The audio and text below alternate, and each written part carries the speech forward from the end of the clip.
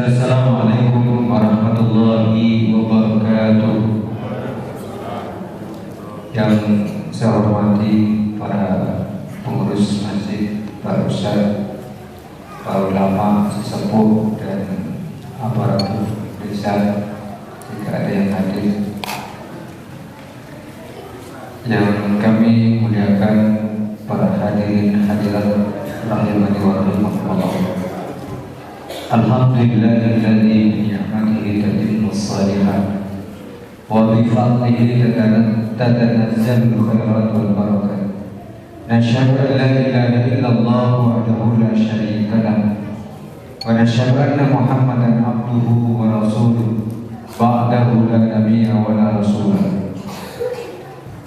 Salatu wa tasliman alaihi wa ala alihi wa ashabihi wa man tabi'a hudahum ila yaumiddin. Amma ba'du, yaqulu Allahu azza wa jalla, a'udzu billahi minasy syaithanir rajim.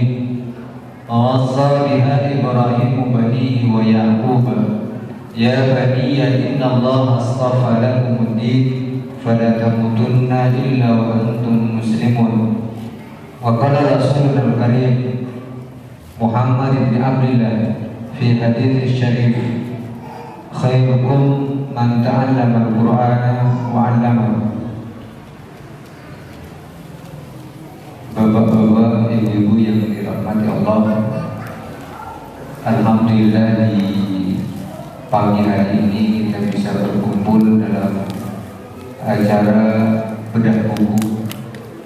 Walaupun kata panitia tadi banyak yang belum bisa hadir karena di luar sana banyak kulkas, sepeda gunung dan lain sebagainya. Tapi bagi kita seorang penuntut ilmu itu tidak boleh menjadi kendala bagi kita, karena memang orang yang mencari ilmu bil khusus adalah ilmu tentang Al-Quran itu akan disaring. Jadi yang hadir di sini adalah orang-orang yang sudah disaring dan dipilih oleh Allah Subhanahu wa taala. Alhamdulillah saya bisa hadir di pagi hari ini. Sebenarnya 3 hari yang lalu saya ketar-ketir karena posisi masih di Kamian, sementara dapat informasi tidak ada kapal. Dan alhamdulillah kemarin Jumat malam Sabtu ternyata ada kapal yang alhamdulillah tadi malam jam 3 malam baru nyampe Ponorogo. Kemudian sholat subuh lanjut perjalanan ke Magetan. Alhamdulillah, bersyukur kepada Allah Subhanahu wa taala. Insyaallah kita akan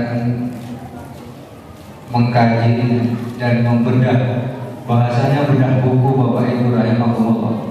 Jadi bedah buku itu sesungguhnya adalah membongkar, dan membongkar isinya, membongkar kesalahan-kesalahan buku jika ada.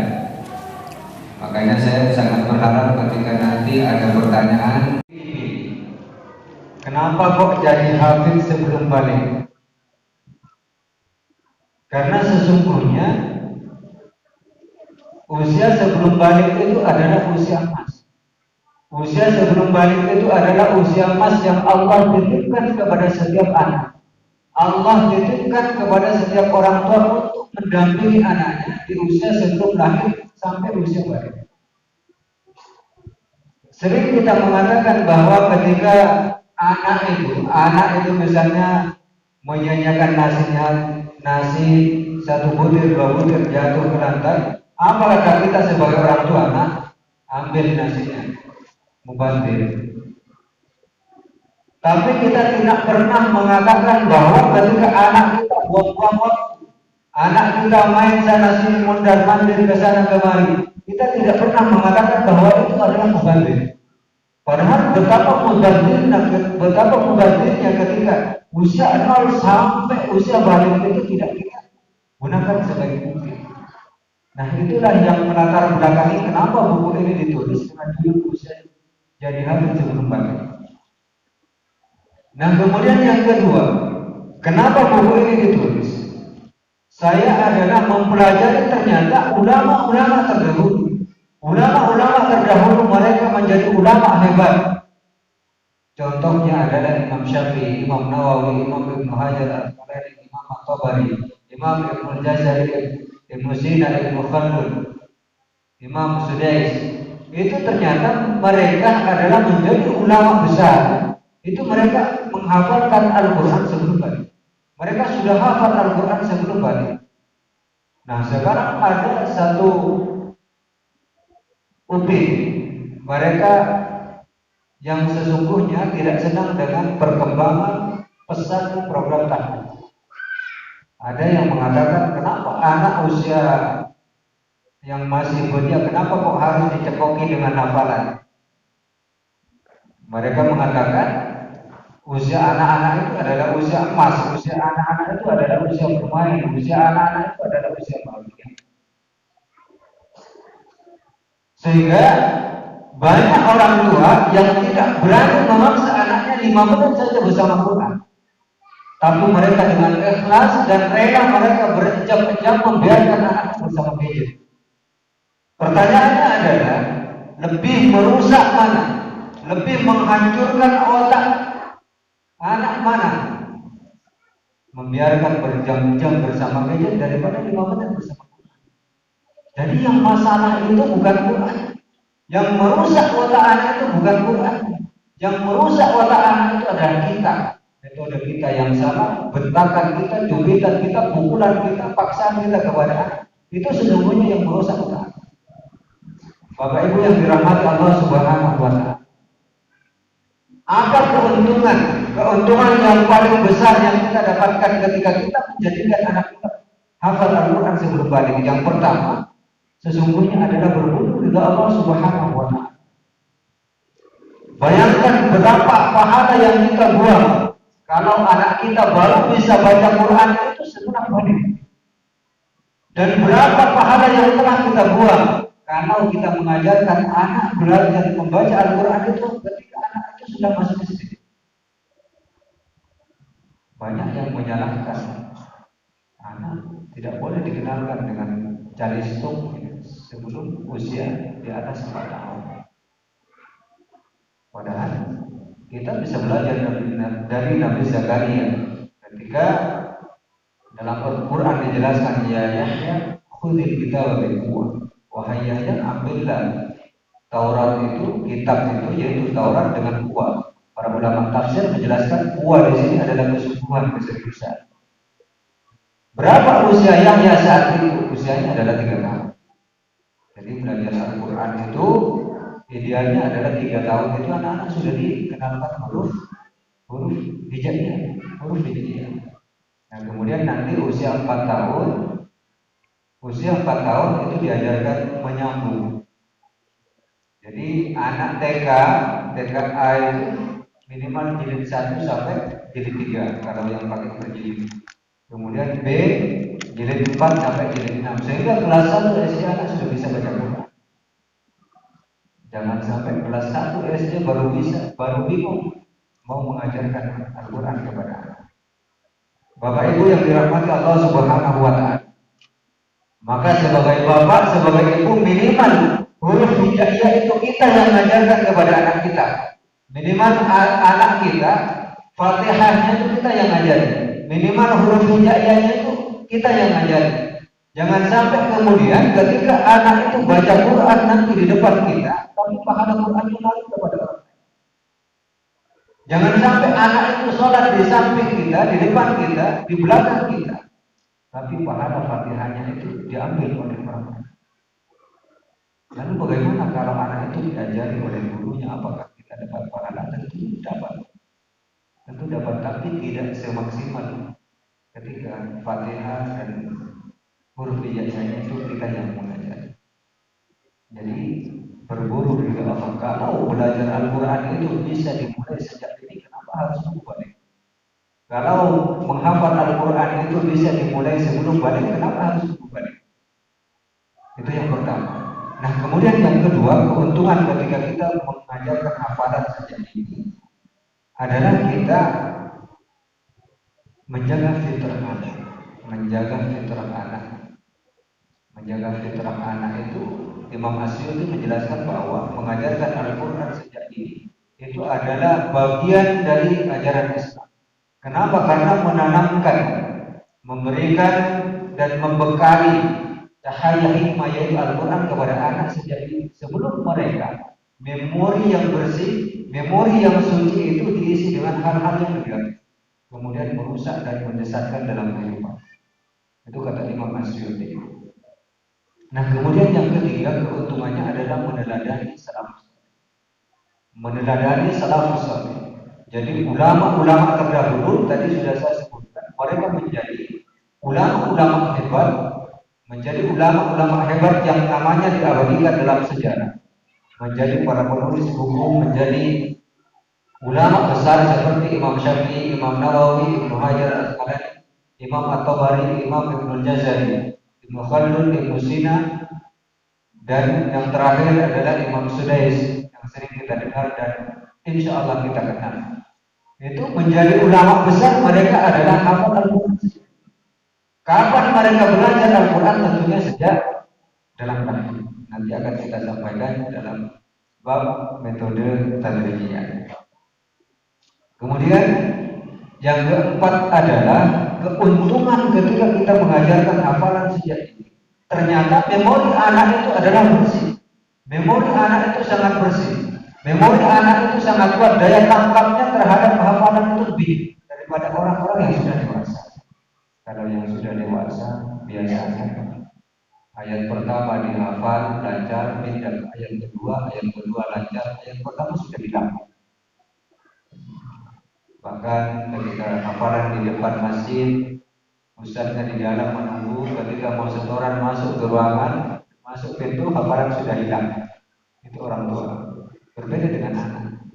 Anak ketika saat ini ia mendengar, sekarang mendengar, berpekan-pekan apa yang pernah ia dengar, itu akan tersimpan.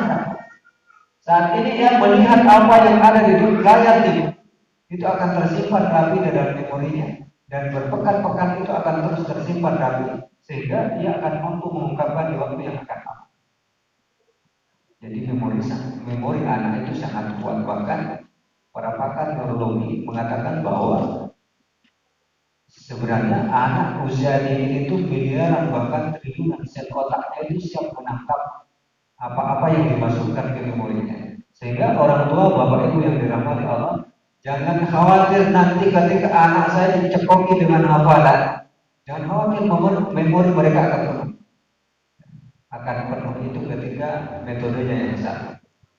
Akan penuh itu ketika kita terlalu memaksakan kehendak kita tanpa menyadari kemampuan anak. Itu yang akan membuat otak mereka rusak. Baik Bapak Ibu rahimakumullah, pada bab kedua dari buku ini adalah tahapan-tahapan. Ini yang sangat penting untuk kita pelajari sehingga nanti tidak ada lagi istilah pemaksaan dalam mendampingi hafalan anak-anak kita. Kenapa anak kita tidak mau menghafal? Kenapa anak kita mundur? Kenapa anak kita bosan? Itu karena metodenya yang salah.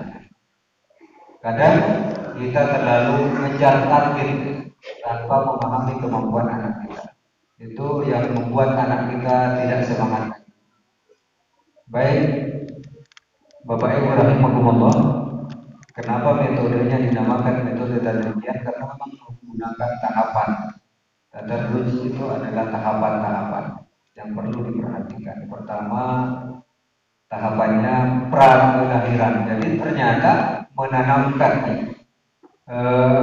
nilai-nilai Quran itu sejak sebelum anak itu lahir.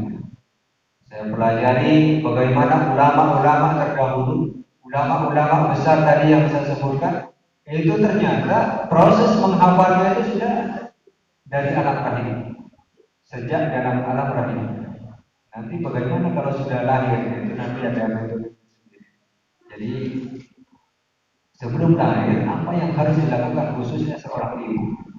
Khususnya seorang ibu, ini tugas pertamanya adalah sebelum anak lahir. Jadi banyak berdoa. banyak berdoa. Ini doa yang diberikan dan dicontohkan oleh Ibunda Raisya Al-Ghoyad yang punya anak 3 hafid termuda di dunia. Jadi anaknya itu usia 4,5 tahun, usia 4 tahun, usia 4,5 tahun sudah hafal Al-Quran. Yaitu Yazid, Tabarok, dan Zainab. Itu menjadi hafid termuda di dunia. Nah, rahasianya adalah yang dilakukan oleh ibunya, yaitu banyak berdoa meminta kepada Allah Subhanahu wa taala. Doanya adalah qalat imra'atu Imran rabbi inni nadartu laka ma fi batni muharraran fataqabbal minni innaka antas samiul alim. Nanti bisa dicari dalam surat Ali Imran ayat 35. Jadi doanya itu yang dipanjatkan ibunda dari Yazid, Tabarok, dan Zainab ketika sedang hamil, ketika sedang mengandung. Itu doa itu selalu dipanjatkan. Kenapa? Karena kekuatan doa ini luar biasa, banyak sekali orang-orang yang sesungguhnya tidak paham ilmu parenting, tidak paham metode menghafal. Tapi karena punya kekuatan yang luar biasa yaitu doa, dan dia mampu melahirkan anaknya menjadi nabi. Banyak orang yang paham metode menghafal Al-Quran, tapi kemudian melalaikan doa sehingga tidak mampu mewujudkan anaknya menjadi penghafal Al-Quran. Itu yang pertama, doa. Banyak doa. Kemudian yang kedua adalah tilawah. Tilawah. Jadi banyak tilawah di buku ini, insya Allah pada halaman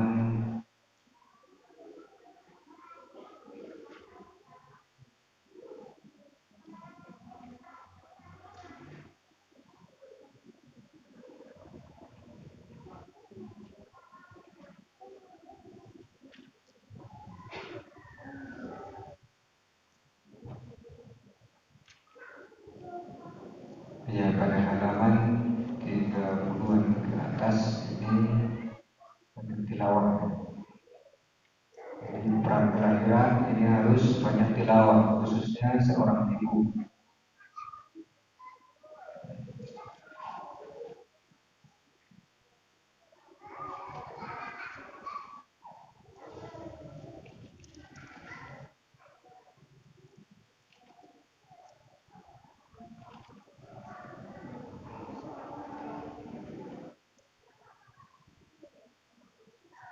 Banyak berdoa, kemudian banyak tilawah. Jadi halaman 70 banyak tilawah. Halaman 70 banyak tilawah. Kenapa harus banyak tilawah? Karena sesungguhnya getaran-getaran ayat itu akan masuk ke sel-selnya. Sehingga anak ketika lahir ke dunia, genetiknya itu akan melekat pada. Banyak orang yang mengatakan kalau dia dibacakan Al-Quran, otomatis dia akan menjadi ulama. Sesungguhnya yang dimaksud dengan getaran ayat itu menurut pakar. Jadi ketika anak itu dibacakan Al-Quran, dia akan berkembang sesuai dengan potensinya. Yang bakatnya pengusaha, dia akan melejit dalam bidang usahanya nanti ketika dewasa. Kemudian yang bakat dalam pertanian, dia juga akan mendapatkan kekuatan untuk mengembangkan ilmu pertanian.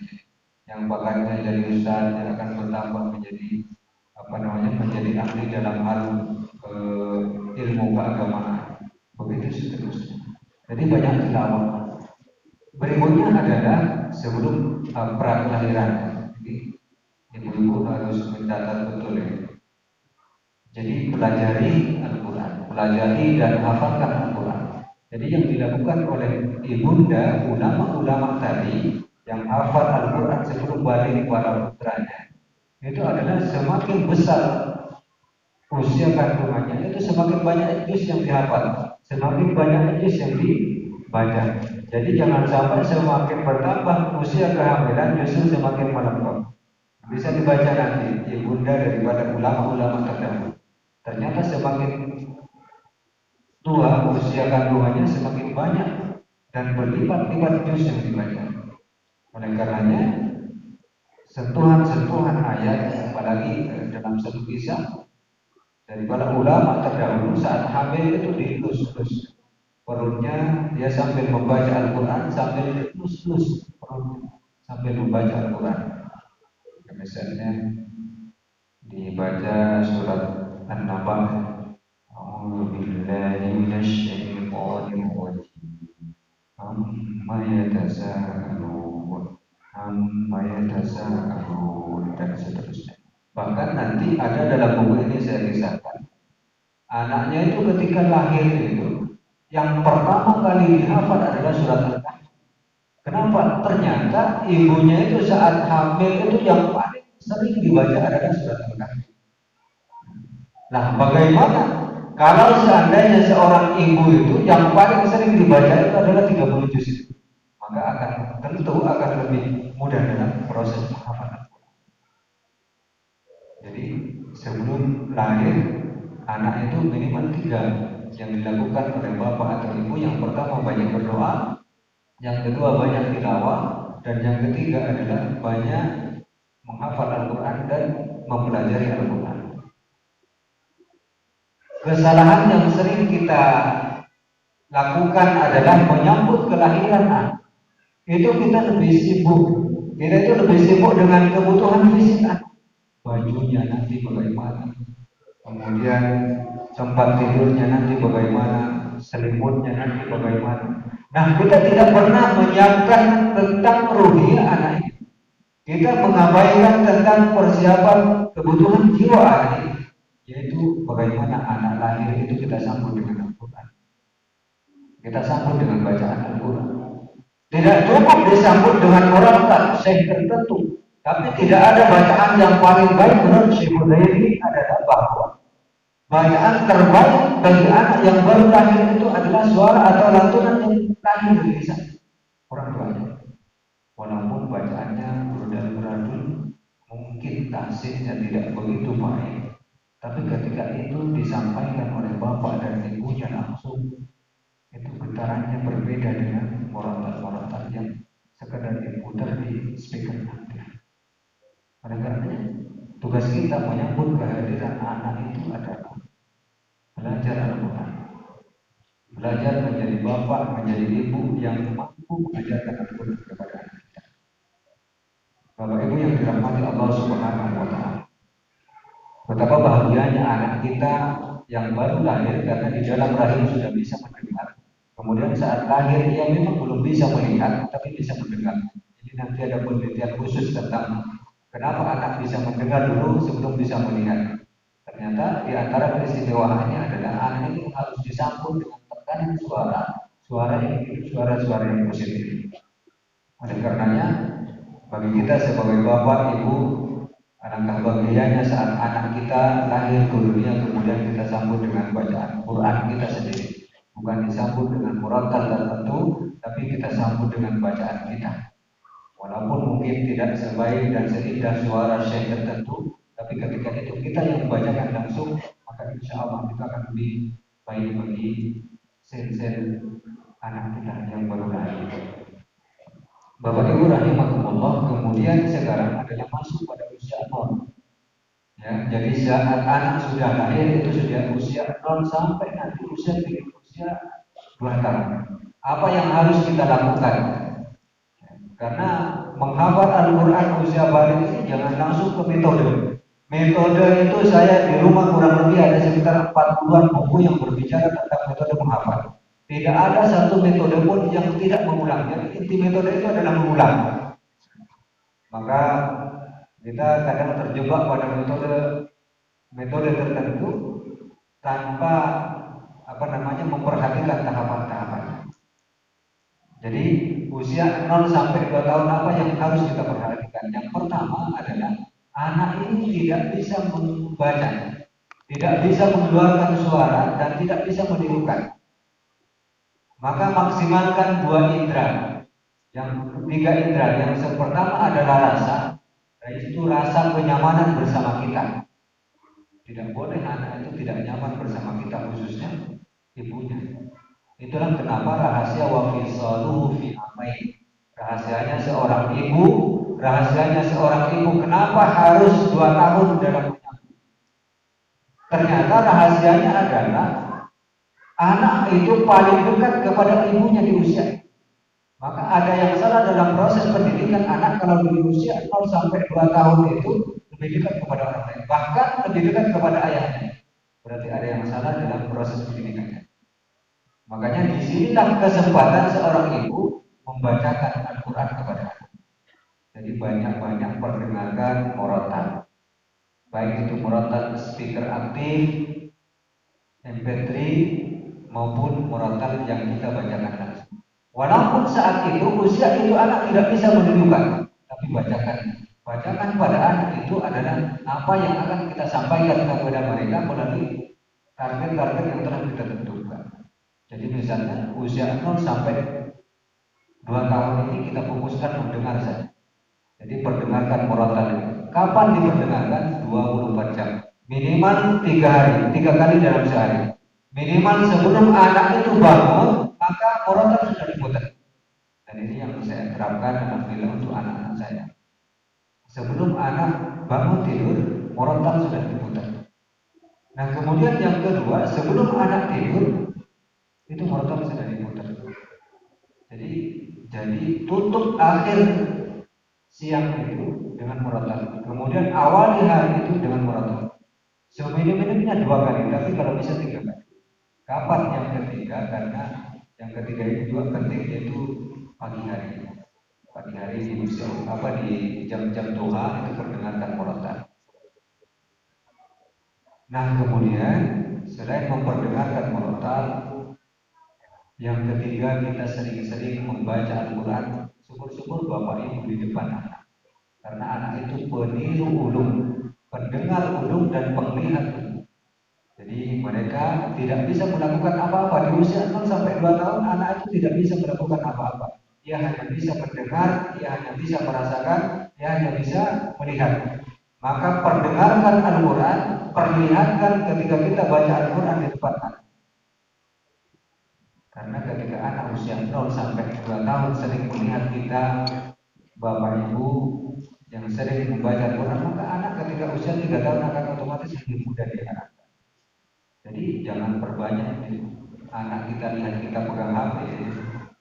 Jangan sampai anak kita lebih sering melihat kita pegang HP. Maka ketika kita mau pegang HP itu diusahakan tidak di depan anak kita di usia 0 sampai 2 tahun. Nah sekarang masuk pada usia 3 tahun sampai 5 tahun. 3 tahun sampai 5 tahun. Pada usia 3 tahun anak sudah bisa mengeluarkan suaranya mulai sempurna. Dan otaknya semakin berkembang. Di sinilah kesempatan kita satu yang harus kita lakukan. Mulai dengan talaki. Baik itu talaki per kata, per kalimat atau per ayat. Usia 3 tahun. Usia 3 tahun. Bagaimana cara mentalakinya nanti akan kita sampaikan di tutorial. Baik, usia 3 tahun, usia 3 sampai 5 tahun. Ya, perdengarkan anak murotal ini selalu kalau perdengarkan ini ya terus diperdengarkan. Dan kemudian mulai dengan talaki. Talaki itu mendikti. Bapak membacakan, anak menirukan. Bapak membacakan, anak menirukan. Nah kemudian berapa ayat yang harus disampaikan? Kita jangan membayangkan berapa ayatnya, tapi seberapa mau anak itu nanti mengikuti kita. Kita kadang itu terlalu pasang target duluan.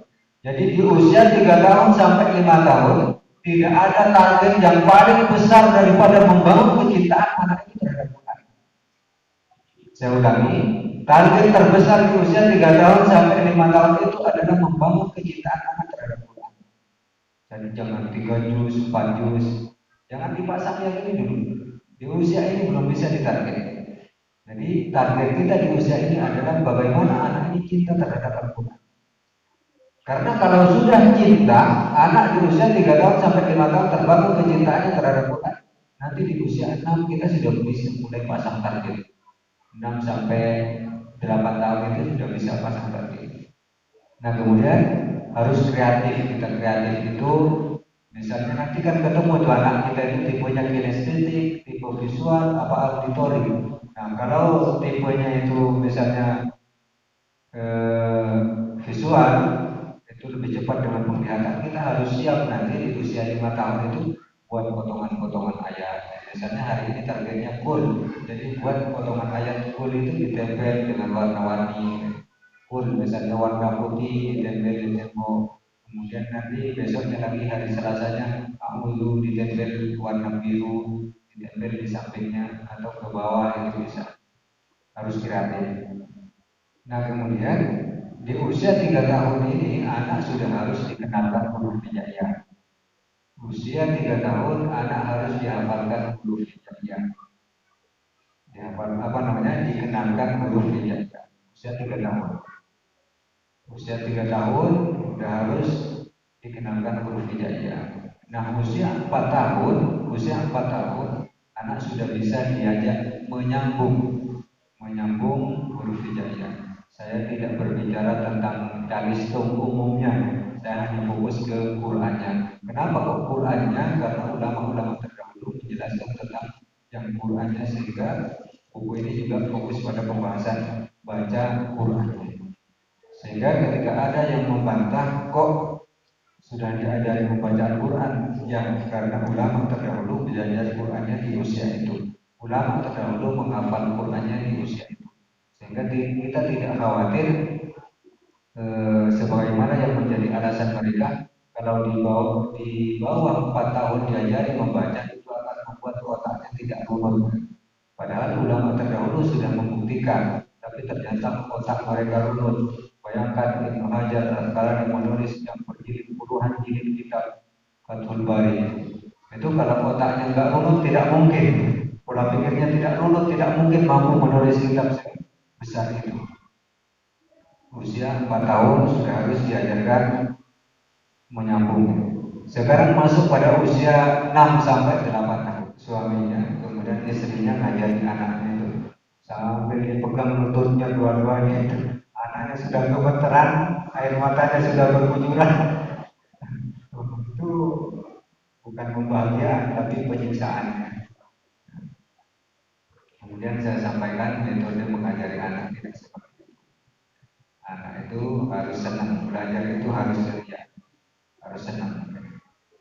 Nah, kemudian diterapkan, ya jangan sampai ketika anak itu sudah merenggut, air matanya sudah menetes, jangan sampai pembelajaran itu dilanjutkan. Itu memang kata kita masuk, tapi sebenarnya nggak masuk. Itu sebenarnya masuk lewat telinga kanan, akan keluar lewat telinga kiri. Pembelajaran yang seperti itu. Nah kemudian di usia 6 sampai 8 tahun dilakukan stimulus. Stimulus itu adalah rangsangan agar semangat anak ini lebih terbangun, yaitu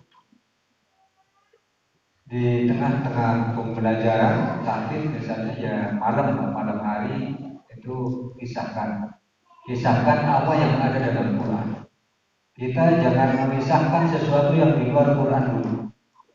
Karena sekarang otak anak kita ini sudah terisi dengan hal-hal yang tidak baik. Mereka itu lebih kenal YouTuber, artis-artis itu daripada kisah-kisah yang ada dalam Quran.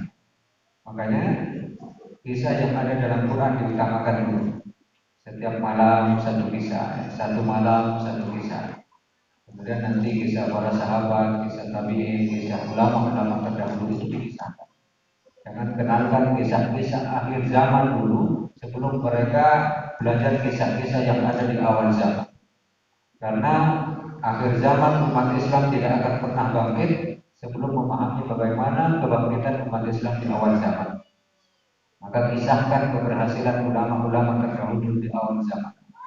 Dan insya Allah ketika mereka memahami, maka semangat mereka akan tumbuh. Jadi lakukan, sampaikan kisah-kisah, ceritakan kepada mereka kisah-kisah yang ada dalam Al-Quran. Kisah Ashabul Kahfi, kemudian kisah bagaimana Nabi Ibrahim memperjuangkan tauhid, kemudian bagaimana kesabaran Nabi Ismail. Itu disampaikan, dikisahkan kepada anak kita. Nah kemudian lakukan pembelajaran membaca dan menghafal secara beriringan. Nah ini nanti di bab berikutnya disampaikan karena ini banyak orang tua yang bingung bagaimana belajar membaca dulu apa hafalan dulu atau tahsin dulu. Nah itu ada dijelaskan di buku ini. Bapak Ibu rahimakumullah, di usia inilah anak itu baru bisa ditarget. Kapan bisa ditarget? Di usia 7 tahun. Di usia 7 tahun anak itu sudah kelas 1 SD, jadi sudah bisa ditarget. Berapa targetnya? Sesuai kemampuan anak, jangan sesuai kemauan kita. Nah, itu yang merusak otak anak itu karena target kita itu sesuai kemampuan kita, bukan kemampuan anak. Anaknya mampunya sehari 1 baris, tapi target kita 3 baris. Nah, akhirnya banyak anak-anak yang nggak semangat lagi menghafal. Karena apa? Karena dianggap menghafal itu adalah sesuatu yang memberatkan. Maka tidak salah sebenarnya ketika sesekali anak itu menghafal sambil bermain. Ya, walaupun pada teori tertentu ada yang mengatakan menghafal bermain ya bermain. Maka ada yang tidak sepakat dengan menghafal sambil bermain. Tapi pada kesimpulannya adalah tergantung apa yang kita masukkan pada memori anak. Nah, silakan yang berprinsip menghafal atau belajar tidak boleh bermain dan bermain tidak boleh belajar itu silakan. Tapi kita ambil kesimpulan tergantung apa yang kita masukkan kepada memori anak. Nah, kemudian buatkan target harian, mingguan, dan bulanan. Targetkan minimal sehari 2 baris.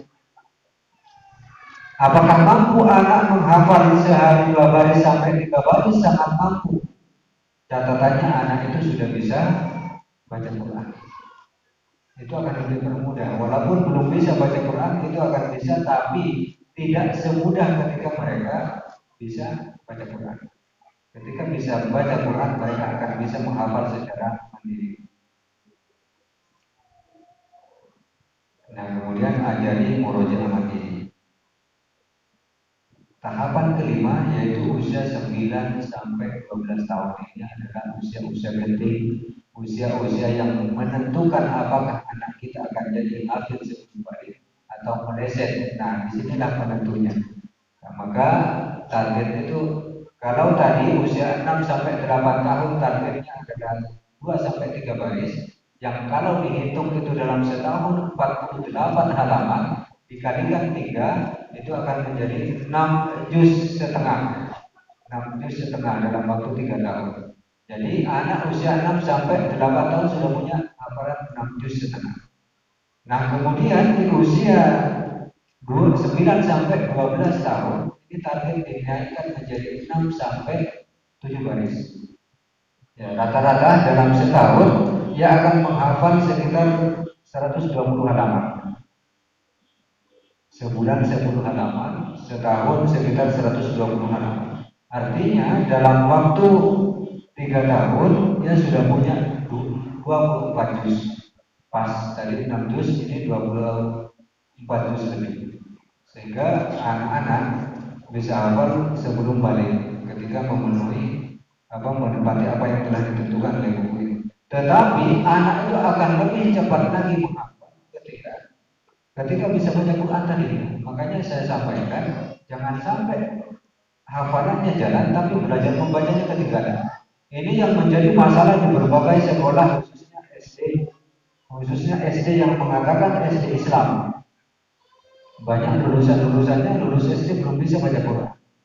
Kenapa? Karena ini terlambat dalam mengajarkan. Kalau kita mengajarkan Al-Quran saat anak itu kelas 1 SD, sementara mereka tidak ada waktu tambahan untuk belajar Al-Quran, ya otomatis mereka lulus SD itu berhenti pada jilid 4, baik itu metode wafa, ummi, ikro atau metode-metode yang lain. Makanya belajar Al-Quran itu ketika kelas TK. TK itu sudah diajari kenalkan huruf hijaiyah, kemudian diajari menyambung sehingga anak itu kelas 1 SD sudah bisa membaca Al-Quran. Apakah bisa? Sangat bisa. Insya Allah saya terapkan kepada anak-anak saya seperti itu. Jadi kelas TKB ini alhamdulillah sudah jadi tempat targetnya nanti sebelum SD sudah bisa baca Quran.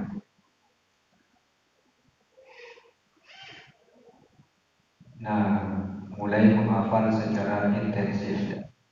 Maksudnya di sini adalah kalau kita kelihatannya kita ini belum mampu, maka ya serahkan. ke rumah-rumah Quran, rumah-rumah taklim, halaqah-halaqah Quran, antarkan titipkan anak kita ke mereka.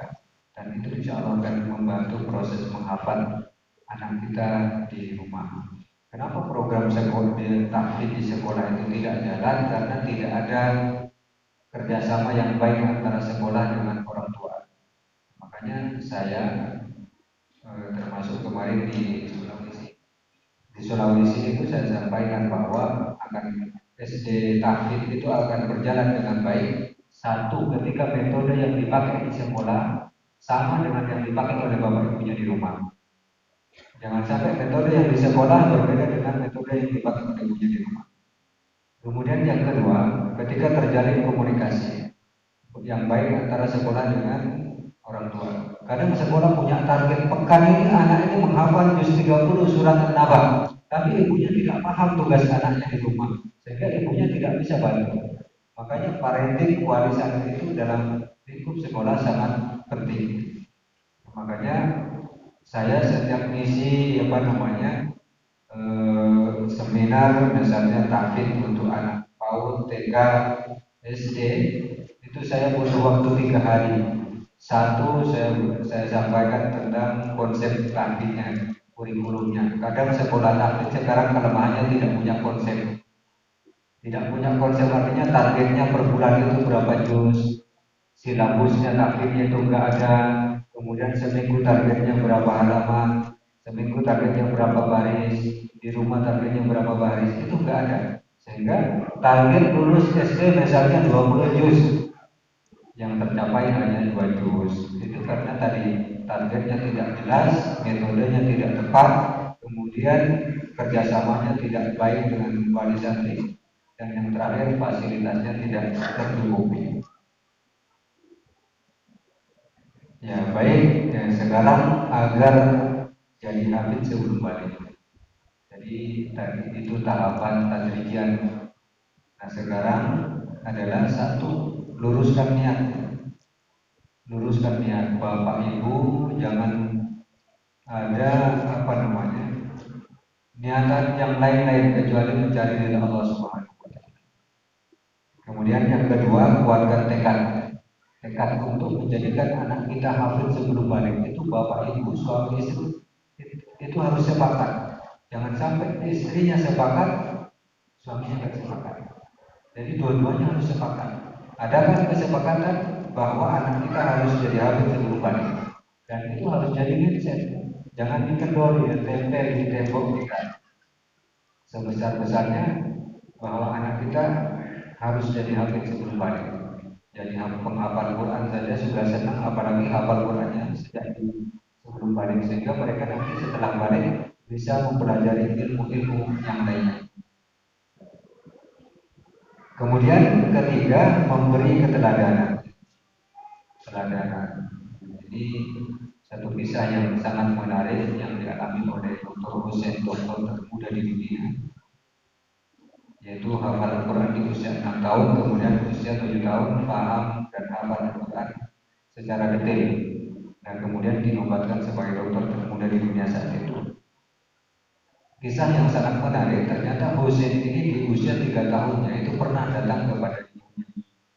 Ibunya itu sedang pegang Quran, baca Quran. Datang kepada bapaknya, bapaknya juga pegang Quran. Datang kepada kakeknya, kakeknya juga pegang Quran. Apa yang dia lakukan? Ia melakukan apa yang dia lihat. Jadi ngambil Al-Quran. Walaupun tidak bisa baca, tapi ia ngambil. Nah, kalau sekarang yang fenomena akhir zaman yang luar biasa, sering kita menyaksikan anak datang ke ibunya itu buka WA, pegang HP. Datang kepada bapaknya, bapaknya pegang Facebook, buka Facebook. Datang kepada kakeknya, kakeknya tidak kalah, tidak mau ketinggalan juga, sedang selfie di sawah lagi. Datang kepada mbaknya main TikTok. Lalu apa yang dilakukan oleh anak? Anak akan menangis dan dia akan minta HP, minta gadget. Saya sering ditanya, ini sebelum ditanya di sini saya akan jawab duluan. Bagaimana caranya agar anak tidak kecanduan gadget? Ada yang bisa jawab? Nanti kalau benar dapat buku, ya.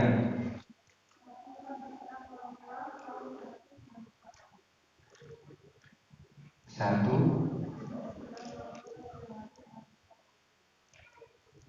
berarti kalau di belakang anak boleh boleh.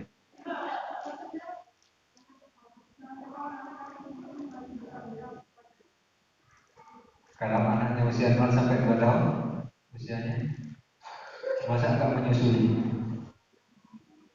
Ya, baik, ya intinya seperti itu.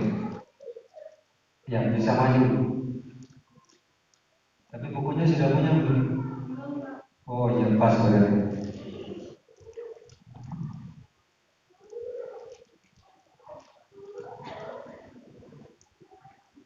Ya ini alhamdulillah.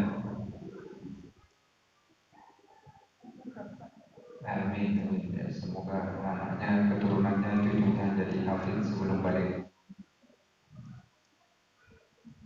Ya, jadi kita sering bertanya bagaimana agar anak itu tidak kecanduan gadget.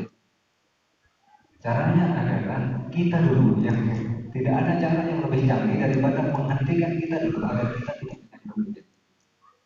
Jadi caranya itu yang pertanyaan yang benar itu sebenarnya bagaimana agar orang tua tidak kecanduan gadget. Kenapa? Karena anak kecanduan gadget itu karena orang tua kecanduan gadget. Kita seringkali hanya usap-usap naik turun buka status orang, itu apa untungnya?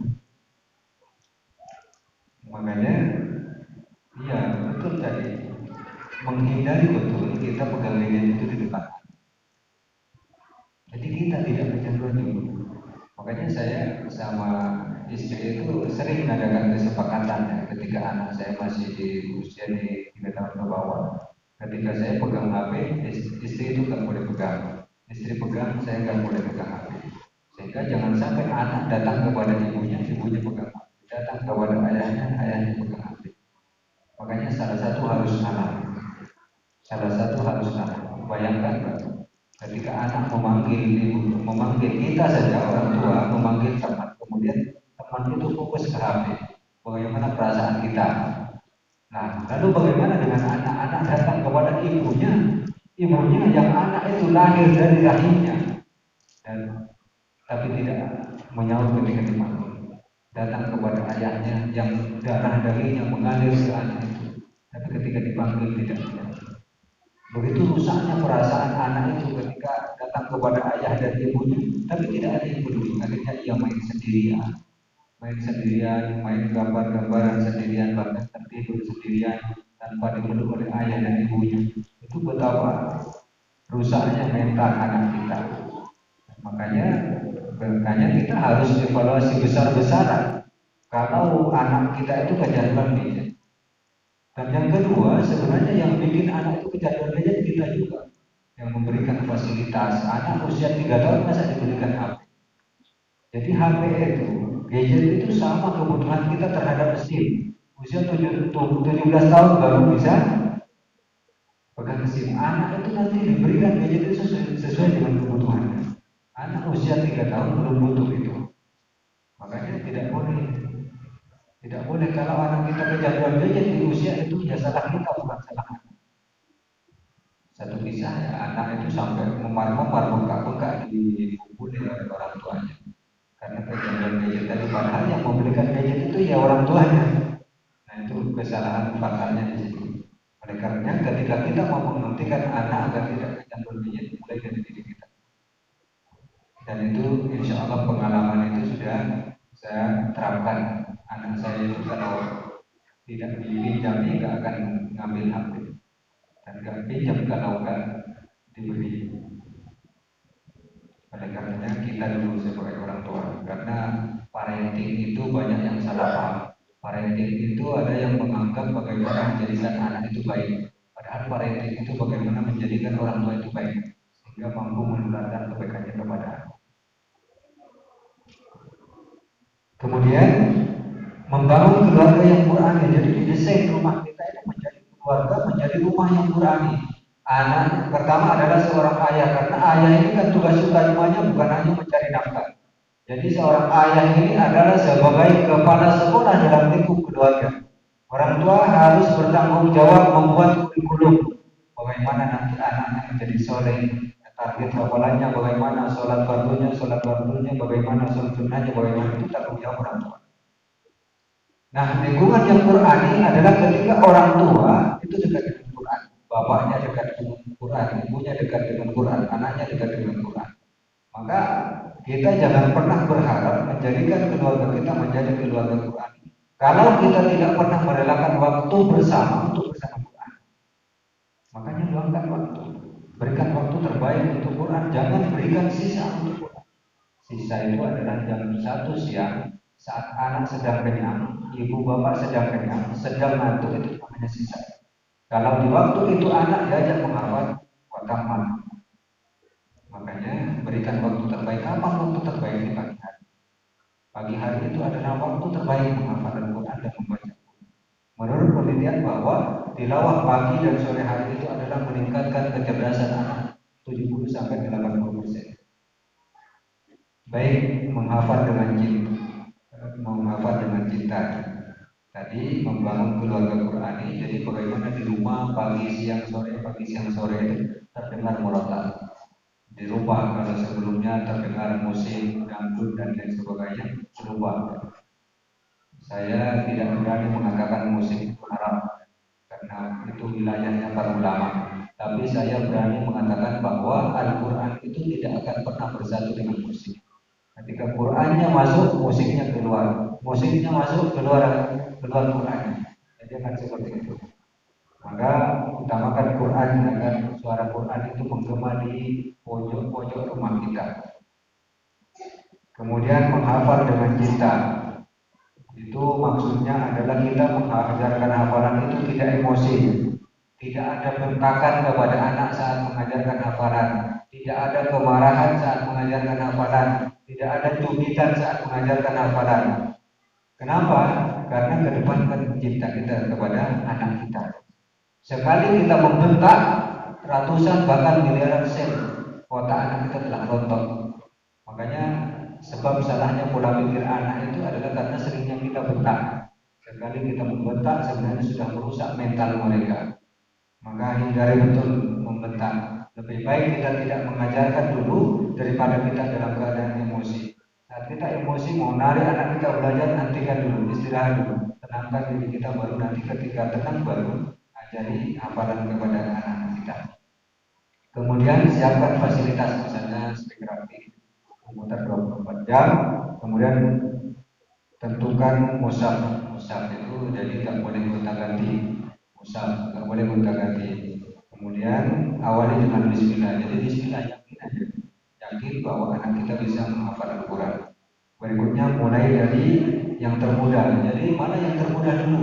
Kalau usia anak itu yang termudah itu ya juz 30. Juz 30. Apakah nanti dari An-Naba'nya atau dari An-Nasnya, itu sama saja.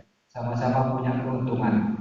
Kalau ayatnya sama-sama pendeknya, tergantung bagaimana kita menyampaikan. Nah, kemudian sedikit demi sedikit.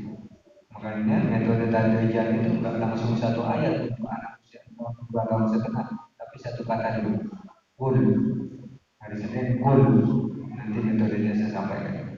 Nah, kemudian sabar dan istiqomah ini yang paling berat ya.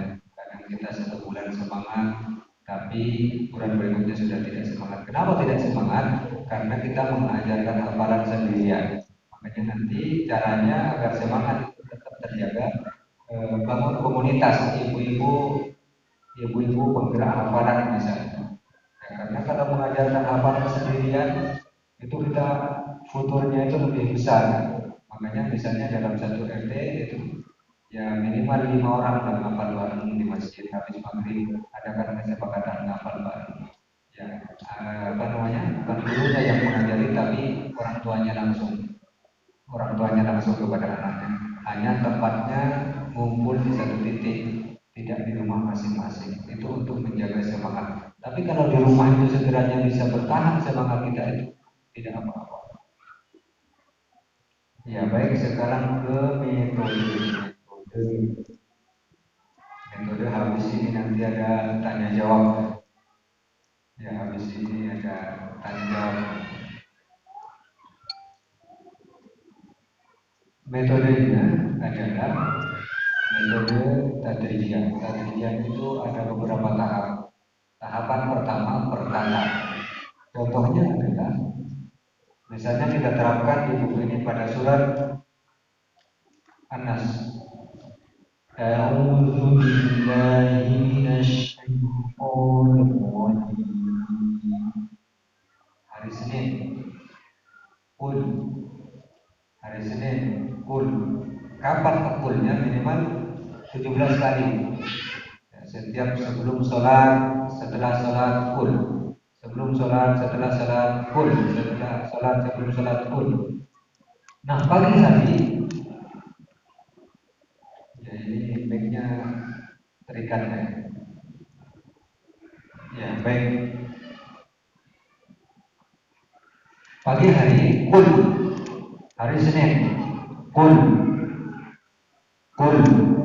Terus kul sampai di hari itu tidak ada kata yang paling melekat di benak anak kita kecuali kul. Saya ulangi, hari Senin misalnya, kul. Sampai tidak ada kata yang paling diingat oleh anak kita kecuali kata kul. Tidak ada kata yang paling sering didengar di hari Senin itu kecuali kata kul. Kul. Habis sholat, kul. Sebelum sholat, kul. Sebelum tidur, kul. Bangun tidur, kul. Tidak ada kata lain kecuali kul. Kemudian hari Selasa, a'udzu. A'udzu. Setelah tidur, sebelum anak bangun itu sambut dengan a'udzu. A'udzu. A'udzu terus minimal 17 kali dalam sehari. Intinya sampai hafal. Kemudian hari Rabu disambung Qul a'udzu. Qul a'udzu. Kalau Selasa tadi a'udzu. A'udzu. A'udzu. Nah, hari Rabu Qul a'udzu. Qul a'udzu. Nah, hari Kamisnya bi rabbin nas. Bi rabbin nas. Di hari Kamis tidak ada kata yang paling diingat oleh anak kecuali bi rabbin nas. Hari Jumatnya qul a'udzu bi rabbin nas. Kok sedikit sekali sepekan satu ayat. Ya memang seperti itu. Kita ini kadang kesalahan kita itu kadang tidak sabar pada proses. Pengennya langsung satu juz. Padahal tidak ada orang yang hafal 30 juz itu tanpa diawali satu kalimat ini, satu kata ini, satu ayat ini. Nah, kalau anak kita sudah mampu sehari satu ayat, ya jangan pakai kul lagi. Misalnya usia 3 tahun itu sudah bisa satu ayat. 3 tahun sampai 3,5 tahun itu sudah satu ayat bisa juz 30. Qul a'udzu birabbin nas. Hari Senin. Itu diulang terus, diulang-ulang sampai ayat itu menjadi kalimat atau ayat yang paling kuat di otak anak itu pada hari itu. Kemudian pada hari kedua, hari Selasa, jadi Senin, Qul a'udzu birabbin nas, malikin nas, malikin nas, malikin nas, malikin nas. Anak keluar rumah, malikin nas. Nanti setelah anak di dalam rumah, malikin nas. Setelah anak makan, habis doa, malikin nas. Hari Rabu, Qul a'udzu birabbin nas, malikin nas. Begitu seterusnya. Tapi kalau sudah bisa 3 ayat dalam sehari, ya langsung 3 ayat. Artinya dilangkahi. Tahapan 1, tahapan 2 itu sudah dilangkahi. Nah, bagaimana kalau dalam surat An-Naba, ya sama potongan-potongan ayat. Amma, amma hari Senin, amma hari Selasa. Ya tasa'aluna. Amma. Terus dari Selasa ya tasakanun. Hari Rabu amma ya tasakanun. Nah, kalau mampu satu hari satu ayat, amma ya tasakanun.